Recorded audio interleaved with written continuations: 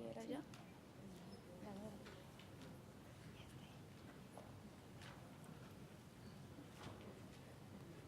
Hi.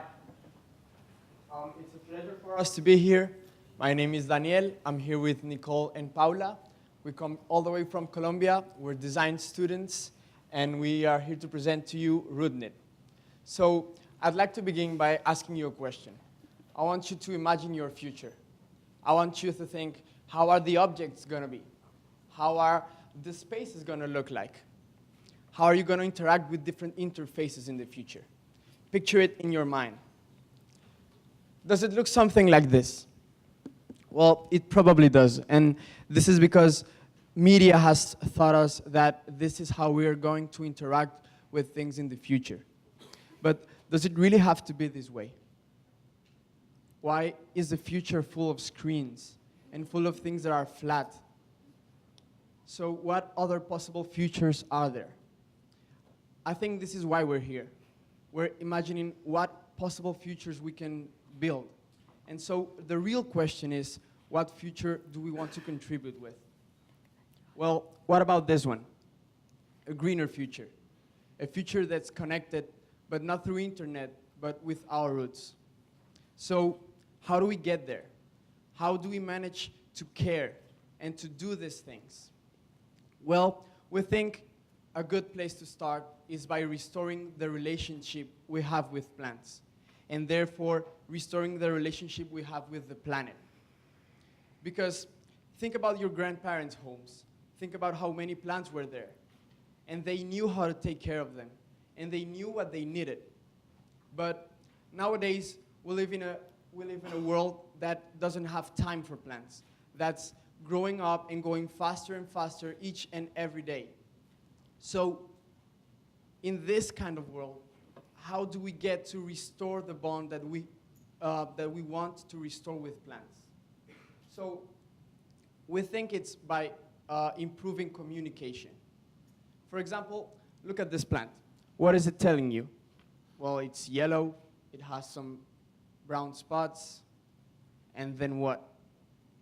Well, now granted, probably a biologist would know, and I'm sure here there are lots of biologists, but what about everyone else? You see your plants yellow, you put water. You see your plants falling down, you put water. And that's what we do intuitively.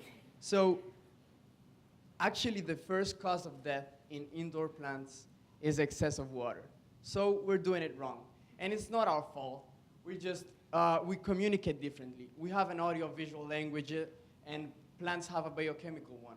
So for example, when plants are stressed because of herbivory, they release volatile organic compounds into the air. And this, plants nearby are not only able to detect the compounds, but they can understand them and react accordingly. So they release other chemicals into the air that attracts predators to the bugs that are eating the plants. And while all this is happening, we perceive nothing. We're just standing by. And it's until it's too late that we see that our plant has been eaten, for example. So this is the problem. It's a communication gap. We see there's invisible plant stress. There are visible stress signs afterwards when it's already too late, but we don't understand those signals. So we act intuitively, and probably we can do more harm to the plant. So we want to fix this by making visible the plant stress. And with that, we take out a step of the equation, making it understandable, and then we can react appropriately. Ultimately, what we want to do is to create a symbiotic relationship between humans and plants. We want to give plants the voice and the place they deserve in the spaces of the future. So for a relationship to be symbiotic, there has to be benefits for both parts. So what do plants give us? Aside from decorating our homes and being beautiful, plants give us psychological and physiological benefits. From giving us oxygen to something like the attention restoration theory that states that looking at plants, just by looking at them, we can improve our concentration and have a perceived more healthy state. And in turn, we can take care of them by using RootKnit. So what is RootKnit? It's a living surface. It's an analog visualization system that translates what's happening to your plant in real time. And we do this by mimicking how plants communicate, by movement and color. Now you might say, well, plants don't move, but they actually do. But they do this very, very slowly. So we're taking that language that they already have, and we're making it more understandable. We're bringing it to our scale. So how does this work? There are three main steps to our design. The first one is sensing. So we use sensors in the plant that are telling us what's happening to it. Then we can translate that information via software. And afterwards, we use that information to communicate it through the textile. So we're combining biotechnology to help us analyze what's happening to the plant and design to help us communicate that properly. So the first step we'll be using different sensors in the plant to know what's happening to it. And right now there's a precision agriculture trend going on, and there are multiple sensors that are being developed every day, and they are getting smaller and more accurate and more cheap. So for example, there's this water sensor that was developed by Cornell researchers recently called FloraPulse, and it uses a nanomembrane that has a little bit of water inside the plant stem, and it can detect water plant stress. Similarly, there are photosynthetic rate sensors that are now available in the market, although they're very big and expensive. And finally, we're using a capacitive sensor for touch, because you have to clean the plant's leaves regularly, because if you don't, then the dust accumulates in the plant's leaves, and then the plant can't do photosynthesis very well. So these variables are the most important ones for indoor plants. And in order for us to prototype this from the designer's point of view, we had to make it easier and cheaper, as we envision the sensors I just mentioned could be in the near future. So we shifted our focus from sensing the plant itself to sensing the environment surrounding the plant. So we're using temperature and humidity sensors that are analyzing the soil, a photoresistor that's telling us how much light is there, and finally the capacitive sensor is the same one we want to use because it's already functioning very well. We're analyzing the electrical field surrounding the plant, and we can sense very accurately when someone is touching it. So these are the data that we're reading in real time, and afterwards we do a little bit of coding to know when the thresholds are needed for the textile to move.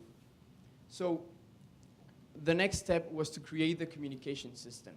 This is the sort of language that we want to create for you to understand what's happening to your plant.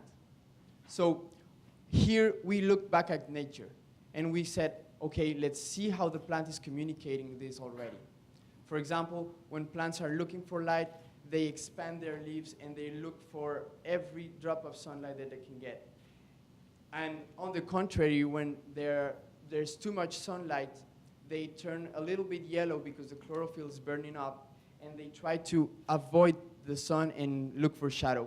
So we're using these different movements and colors to express what the plant's feeling or sensing right now through our textile. And the first step was to create the color change. So for this, we used thermochromatic ink.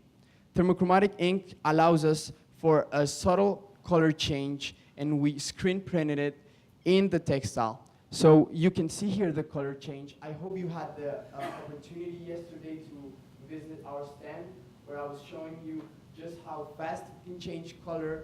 And this is done by a little change in heat. And we produce the heat change by activating some metal wires that are inside the fabric. And these are called nitinol wires. And they're also the ones that give the textile its shape. So this is the prototype that we had yesterday. So when you touch the plant, the nitinol wires change its shape into a Mercurve 1. This nitinol is a nickel and titanium alloy that has shape memory. So we can program it in a shape we want. We heat it until it's red hot, then we super cool it, and it remembers that shape. So every time I heat it up, no matter what shape it is, it goes back to that same shape. Now imagine there are not 2 wires, but hundreds of them inside the textile. And there are according to different groups. So each group of nitinol wires can give me a different shape. And what we're doing here is merging existing industries, because nitinol is used currently in clinical procedures and also orthodoncy. It's the wire that every bracket has. So it's already on the market and it's available there for us to use. So this is one of the samples we had of how the textile could look like. So the wires are knitted within the textile. And this is the first step in our product blueprint. You just go online, you select the plan you want, the surface dimensions you like, or if the textile is already in an applicative way, like a lamp or a blanket, and then it just gets home. You connect it via Bluetooth with your plant. We are using Bluetooth because we think that is the safest way to have something wireless. Because if it's online, it's fragile to hackers that could change what the textile is saying and in turn kill the plants by telling you to do something you shouldn't be doing. And finally, after more than 1 million contractions, the nitinol wires will start to draw off. And once your textile stops moving, you can send it back to us and we'll rewire it with brand new nitinol wires. And this could be reused for clinical purposes because the shape memory is not needed for everything, but because the nitinol is also biocompatible. So that's why it's really used in clinical procedures. So ultimately what we want to envision is this sort of trend, that this kind of textile, this kind of interface that's analog, that has a texture, could be in all sorts of spaces. And it's not a screen. It's not something that's screaming at you and looking for your attention. It's something that's more subtle. It's something that's more related to how plants communicate. So we think that the fact that it is a textile gives us plenty of versatility. You could have it as a wallpaper, a giant wallpaper, or just as small to cover some lamp or even a blanket. So when we're thinking about the scalability of this project, we really want to begin in homes because we think that we have to teach people how to understand plants. But furthermore, you could also use this for agriculture. You could use this to know exactly where the crop is needing you, or for example, in research, you could have your test plants and know exactly if they're all in the right conditions and the same ones for your experiments. And the applications are endless. So this is what we're trying to do. We want you to understand what your plant's saying, because we think that if we really want a greener future and a future that's sustainable, the first step is to understand the plants that we're living with.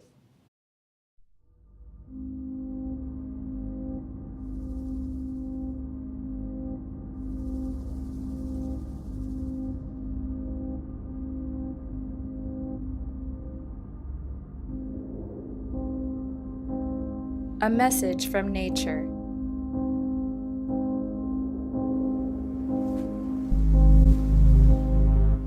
Sent to reknit a bond that has always been there.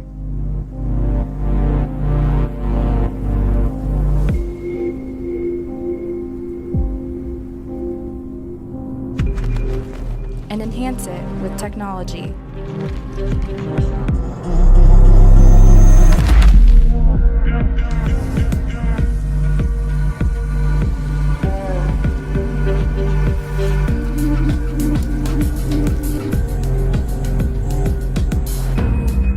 Blending materials to create something new.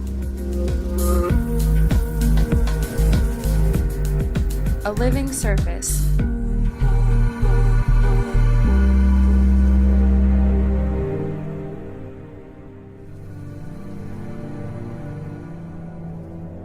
connected to your plants.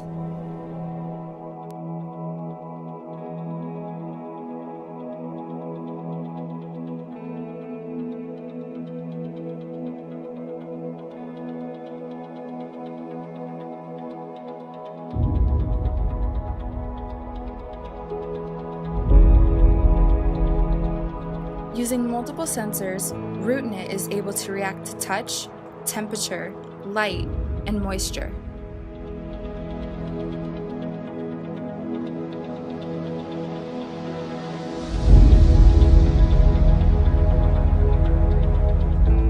Then it sends those signals to the shape-shifting surface, creating a new way of communication with your plants, allowing endless possibilities and applications.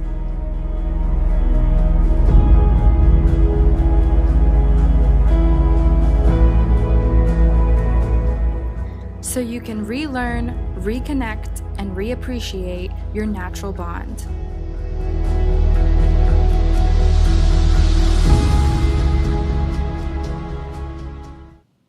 Thank you very much.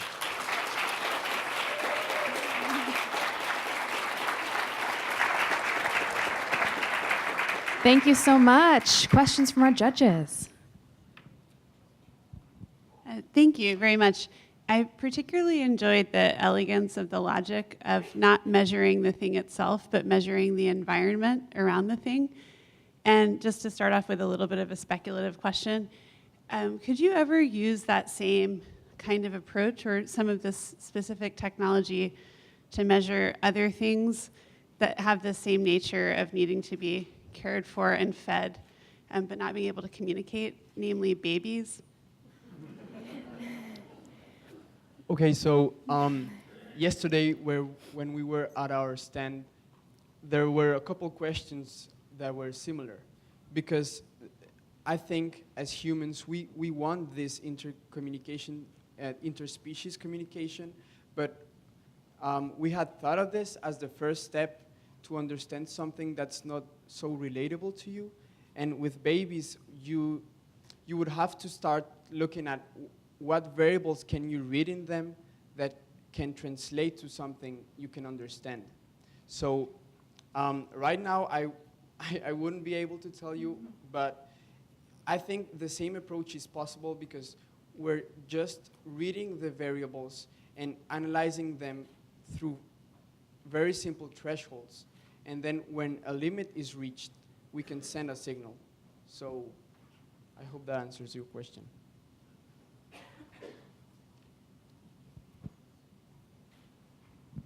This is a very, very nice presentation, very elegant, as said. And I think my question's mostly piggybacking off the previous one, that this is, to really consider this as a product that could be used as a communication tool for other things as well. As someone who notoriously kills plants, this is great for me. but I think you've hit on something that really has a very powerful impact. And that it's a very accessible communication on the other end. With one little caveat, I was thinking how wonderful your different iterations, with their 5 different communication outputs, that they can, if you're blind or deaf, you could still understand, except for that thermochromic. So if that was like a heat sensor, maybe, something that someone who couldn't see, but the fact that there are different shapes and touches and textures, that's really fantastic. In terms of accessibility, that's hard to do. So I commend you for that. It was really nice. Thank you. So that was one important thing we liked, is that we're surrounded by screens and we're surrounded by things that are flat and textureless. So actually the thermochromatic change is caused by heat. So when you feel the textile and it's one color of another, it actually is a slightly different temperature. So, maybe us that we are not blind, we can detect it properly because we're not as sensitive. But I'm sure if you could work on it to be very understandable for people that have this kind of disabilities. I also love this project. I was speaking with the team yesterday and saying it was like Google Translate for plants. But I'm also interested, we didn't talk about, or I don't know that you mentioned, do you think this would be useful on an agricultural level? And can you speak more to that? Okay, so at first we weren't thinking about it, but the more we worked on the project, the more it seemed that it could have some very practical applications. So what we have thought about this is that you could have some sort of layout of your crop and have the textile change in certain areas only for you to understand that there's a particular area in your field that needs attention. So we have thought about this, but like we said, this is our first step, but we envision it has various applications. Congratulations to the team. It's really an elegant concept. And just expanding on what you were talking about, probably the first application could be for indoor farming rather than open field agriculture, where you can actually, now there are, growing leafy greens consistently with consistent production systems. Then the challenge is, obviously the opportunity is that the challenge I was thinking about is, how do you integrate across hundreds of plants or millions of plants and not one plant at each time? That's one challenge. The other challenge I was thinking about is, it's possible that each plant, some may need more water, some may need more shade. What do you think about integrating multiple signals? How do you interpret that? So what we've researched is that there essentially, practically, the code would have to change slightly. So this can be done by an interface where you enter the plant you're cultivating, and the system changes up its variables for that particular plant, because obviously different plants have different needs. But for a large system, the different sensors, if we're taking the environmental approach, it's easier because you could have a sample of some kind of size for different plants. But if you're taking the plant sensing approach, it becomes more difficult because you'd have to have one sensor for each plant you're having. So if I understood correctly, you mentioned at first that the first step could be indoor farming, and this is becoming a trend all across the world. And we think it's a very nice middle point between having a decorative plant and having your agriculture system. It could be the first step we take before we start envisioning what it could be in the agricultural system. Great, thank you so much. Thank you.